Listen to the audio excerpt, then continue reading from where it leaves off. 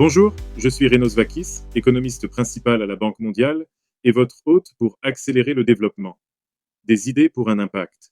Ce n'est pas un podcast ordinaire, mais une conversation basée sur l'IA, présentée par l'Institut de la Banque mondiale pour le développement économique, où nous décortiquons les dernières recherches avec un seul objectif en tête: transformer de grandes idées en un impact réel.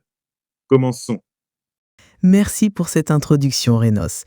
Aujourd'hui, nous allons examiner de près le rapport 2021 de la Banque mondiale sur le développement dans le monde. Plus précisément, nous allons étudier deux domaines de recherche essentiels mis en évidence pour les économistes et les chercheurs qui travaillent sur le développement mondial. Nous nous sommes plongés dans ce rapport très complet, intitulé « Des données pour une vie meilleure », afin d'en extraire les principaux enseignements. Cela parle notamment de la manière dont le rôle évolutif des données façonne la réflexion sur le développement. En effet, et c'est un rapport riche, assurément. Pour notre discussion d'aujourd'hui, nous nous concentrerons sur deux thèmes interconnectés. Premièrement, les moyens novateurs par lesquels les données initialement collectées par le secteur privé, pensez aux données commerciales, peuvent être réutilisées pour relever les défis publics. Et deuxièmement, nous explorerons le besoin crucial de renforcer l'infrastructure des données. C'est essentiel pour promouvoir un accès plus équitable et, en fin de compte, favoriser l'activité économique. Ces sujets sont clairement à l'origine d'importantes recherches en ce moment. D'accord. Alors, plongeons-nous dans le premier point, la réaffectation des données d'intention privée. Quand on parle de ça, on parle des vastes traces numériques que nous laissons tous, n'est-ce pas? Notre utilisation du téléphone portable, nos interactions sur les réseaux sociaux, nos recherches en ligne, ce genre de choses. Exactement. Des données qui n'ont pas été collectées initialement pour le bien public, mais le rapport souligne vraiment leur potentiel puissant. Comment elles peuvent informer les efforts de développement, en particulier là où les données gouvernementales traditionnelles, ce qu'ils appellent les données d'intention publique, peuvent avoir des lacunes. Des lacunes en termes de délai ou peut-être de détails? Précisément. Les données d'intention publique, bien qu'essentielles, peuvent être coûteuses et très longues à collecter. Et elles ne capturent pas toujours, disons, l'image la plus actuelle ou la plus précise. Les données d'intention privée, d'un autre côté, sont souvent générées presque en temps réel. Elles peuvent offrir une compréhension beaucoup plus fine des comportements et des tendances. Ce qui est vraiment intéressant, c'est la façon dont ces informations existantes peuvent être appliquées de manière créative pour résoudre les problèmes de société. Le rapport donne des exemples très intéressants à ce sujet. L'un d'eux, qui a attiré mon attention, est l'utilisation des relevés détaillés d'appels téléphoniques, les CDR, au Rwanda. Le rapport indique qu'ils ont utilisé les schémas de ces relevés pour suivre et même prédire les niveaux de pauvreté très localement. Pourquoi est-ce si important ? Le rapport suggère que ces cartes de pauvreté localisées peuvent être utilisées pour cibler efficacement les politiques, les programmes et les ressources vers les plus pauvres. Dans une perspective plus large, cela pourrait permettre au gouvernement de cibler les programmes sociaux et l'aide de manière beaucoup plus précise et plus fréquente, en s'assurant que les ressources atteignent réellement les bonnes personnes au bon moment. C'est très logique. Il y a un autre exemple, peut-être légèrement différent, qui analyse les données du réseau social Twitter dans l'État de Washington aux États-Unis pour connaître l'opinion sur la sécurité routière. Comment cela se rattache au défi du développement ? Le principe sous-jacent est le même. Extraire des informations utiles à partir d'informations numériques facilement disponibles. Dans le cas de l'État de Washington, en analysant en quelque sorte le ton et le contenu des tweets sur le trafic, les chercheurs pouvaient évaluer la perception du public à l'égard des mesures de sécurité, peut-être identifier des points névralgiques potentiels ou des zones de préoccupation. Maintenant, si vous pensez à l'application de techniques similaires dans les pays à faible revenu, où les données officielles sur la sécurité routière sont peut-être rares, ce type de commentaires du public en temps réel pourrait véritablement éclairer de meilleures politiques de sécurité routière. Bien sûr, cela soulève des questions intéressantes sur l'adaptation de ces méthodes à différents contextes culturels et à différentes langues. Et il ne s'agit pas seulement de choses théoriques. Le rapport mentionne des éléments tels que les rapports de mobilité communautaire de Google. Je me souviens de ceux de la pandémie. Ils utilisaient des données de localisation anonymisées pour montrer comment les habitudes de déplacement des gens changeaient, n'est-ce pas? Et ce, dans de nombreux pays. Oui, elles étaient très utiles, et ce qui est remarquable, c'est l'échelle mondiale, la possibilité de faire des comparaisons entre différentes régions. Les responsables de santé publique pouvaient utiliser ces données pour comparer la réponse de leur pays à celle des autres, comprendre l'impact des restrictions, observer l'évolution des comportements. Ces informations comparatives quasiment en temps réel étaient un outil puissant lors d'une crise mondiale. De même, l'indice mondial d'Ookla sur les vitesses d'Internet est basé sur des tests de vitesse générés par les utilisateurs. Un autre excellent exemple de réutilisation. Les gouvernements, les organisations de financement peuvent utiliser cela pour identifier les zones avec une mauvaise connectivité et hiérarchiser les investissements à bande passe. C'est incroyable de voir comment le simple fait de faire un test de vitesse contribue à cette vue d'ensemble. Le rapport mentionne même la combinaison de types de données, publiques et privées, comme par exemple la priorisation du financement des services d'agriculture digitale, mais uniquement dans les zones qui disposent déjà d'une couverture 3G ou 4G décente. Cette synergie semble évidente quand on y pense. Exactement, ou superposer ces ensembles de données et vous obtenez une compréhension beaucoup plus riche et plus nuancée. Cela permet de prendre des décisions plus éclairées sur l'endroit où investir des ressources pour un impact maximal. Cependant, et c'est important, tirer parti des données d'intention privée pour le bien public n'est pas sans difficulté. Absolument. Le rapport aborde des obstacles importants, n'est-ce pas? Comme le simple fait d'avoir accès aux données en premier lieu, en particulier auprès des opérateurs de réseaux mobiles. Ils ont des sensibilités commerciales. C'est une contrainte essentielle, oui. Ces entreprises détiennent de grandes quantités de données potentiellement précieuses, mais accéder signifie souvent naviguer dans des cadres juridiques et commerciaux assez complexes. Ensuite, il y a le besoin d'une expertise technique suffisante au sein des organismes gouvernementaux. Ils peuvent tout simplement manquer de la capacité interne pour analyser et utiliser efficacement ces ensembles de données complexes.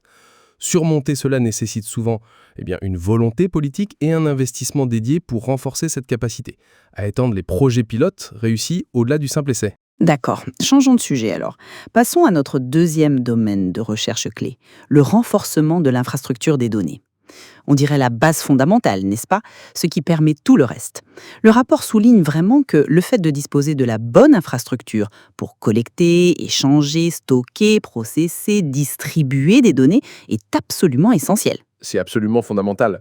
Et le rapport souligne vraiment les disparités importantes qui existent. De grandes différences dans l'infrastructure des données, à la fois entre les pays et même au sein d'un même pays. Vous ne pouvez pas utiliser efficacement les données pour améliorer les vies si de larges pans de la population n'ont tout simplement pas accès au réseau et aux outils numériques de base nécessaires. La couverture au débit universel est signalée comme cruciale. La Commission des Nations Unies sur le haut débit a cet objectif, n'est-ce pas? 75% de pénétration d'utilisateurs d'ici 2025? Quels sont les principaux obstacles? Eh bien, deux principaux défis ont été identifiés. Le premier est ce qu'ils appellent le fossé de couverture. Cela fait référence aux zones souvent éloignées ou peu peuplées, où il n'est tout simplement pas commercialement viable pour les entreprises de déployer une infrastructure à large bande. Pour y remédier, le rapport suggère des interventions politiques, telles que favoriser une plus grande concurrence dans le secteur des télécommunications, encourager le partage d'infrastructures entre les fournisseurs, rendre le spectre sans fil plus abordable et accessible, et également explorer de nouvelles technologies pour atteindre ces zones difficiles. C'est logique, s'attaquer à l'aspect de l'offre, rendre la construction moins chère. Mais le rapport parle également d'un écart d'utilisation. Donc il s'agit des personnes qui sont couvertes, le signal est là, mais elles n'utilisent pas encore Internet. Qu'est-ce qui se cache derrière ça? Le fossé d'utilisation est multiforme. Le rapport souligne des liens étroits avec des facteurs tels que la pauvreté, les niveaux d'éducation, l'âge et aussi le genre. Même lorsque l'infrastructure existe, les gens peuvent ne pas être en mesure de s'aborder des appareils ou des forfaits de données, ou ils peuvent manquer des compétences nécessaires en littératie numérique pour utiliser Internet efficacement, ou il pourrait y avoir d'autres barrières socio-culturelles aussi. Cela signifie vraiment que la politique doit changer d'orientation, non seulement du côté de l'offre, mais aussi vers la résolution de ces contraintes du côté de la demande. D'accord. Et quel type d'interventions peuvent aider à combler ce fossé d'utilisation?